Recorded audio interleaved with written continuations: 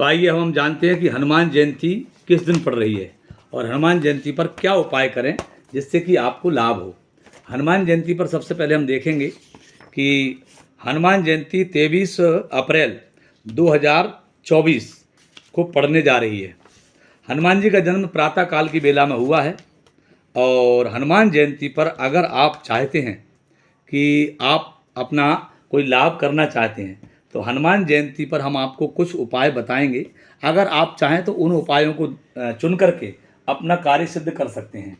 जैसे कि मान लीजिए किसी व्यक्ति के घर में रोग है और रोग की स्थिति बहुत ज़्यादा है और रोग शांत होने को नहीं हो रहा है, तो रोगी को हनुमान बाहुक का पाठ 108 बार अगर हनुमान बाहुक का पाठ किया जाए और 108 बार जो पाठ किया जाए उसका जो विनियोग हो, वो विनियोग का जो जल है, वो विनियोग का जल जो है 108 पाठ करके वो विनियोग का जल अगर उस रोगी को पिला दिया जाए तो वो रोगी जो है तुरंत उसको लाभ प्राप्त होगा। लेकिन करना क्या, हनुमान बाहुक किन से करवाना है? ब्राह्मणों से। आपको नहीं करना है। क्यों कि आपका करने का मतलब है कि आप मेडिकल की दुकान पर गए और दुकानदार से जाकर आपने कहा कि मेरा सर दर्द हो रहा है, मुझे गोली दे दीजिए।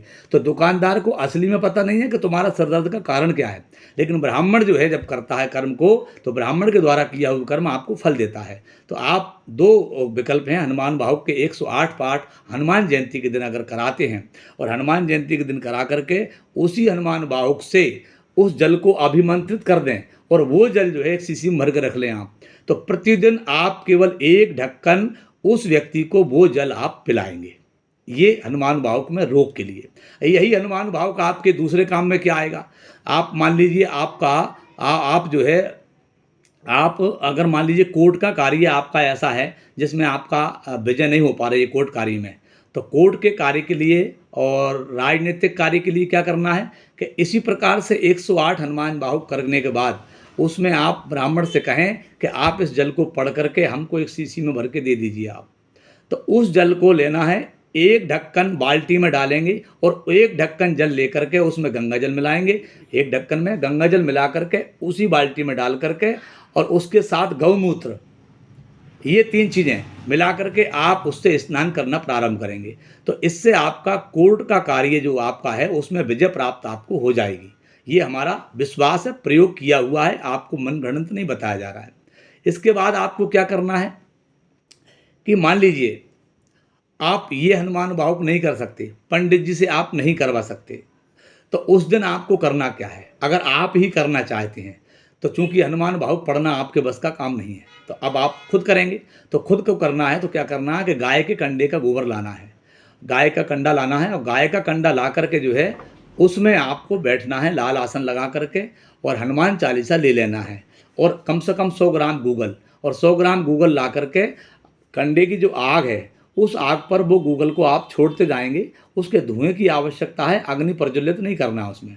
और आप जो है ना से रोग हरे सब पीरा और जपत निरंतर हनुमत वीरा, इस चौपाई को जैसे ही आपने एक पाठ पूरा किया तो 11 बार इस चौपाई को अपने को जपना है और फिर अपन ने दूसरा पाठ किया, फिर 11 बार इस चौपाई को जपना है। ऐसा करके अगर आप 108 बार अगर हनुमान चालीसा का पाठ करते हैं और गूगल का हवन चलता रहता है, मतलब आपने एक पाठ किया और गूगल की एक डेली छोड़ दी, दूसरा पाठ किया फिर गूगल की डेली छोड़ दी, ऐसा वो चलता रहे, तो आप 108 पाठ कर लें। और इसमें करना क्या है?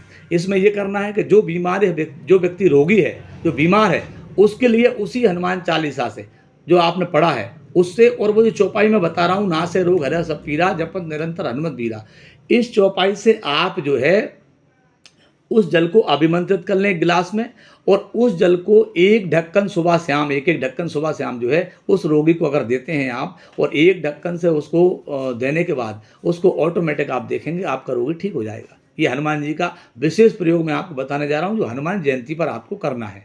अब आता है नंबर किस बात का कि मान लीजिए अब आता है लक्ष्मी का। अब लक्ष्मी का नंबर आता है क्योंकि दुनिया में सबको लक्ष्मी चाहिए। अब आप रोग का कर दिया, लक्ष्मी का कर दिया, एक आध उपाय और बताएंगे आपको। लक्ष्मी के उपाय के लिए क्या करना है आपको कि अष्ट सिद्धि नवनिधि के दाता असवर दीन जानकी माता, ये चौपाई आप याद कर लें। 108 बार हनुमान चालीसा पढ़ें, फिर 11 बार इस चौपाई का आप पाठ कर लें।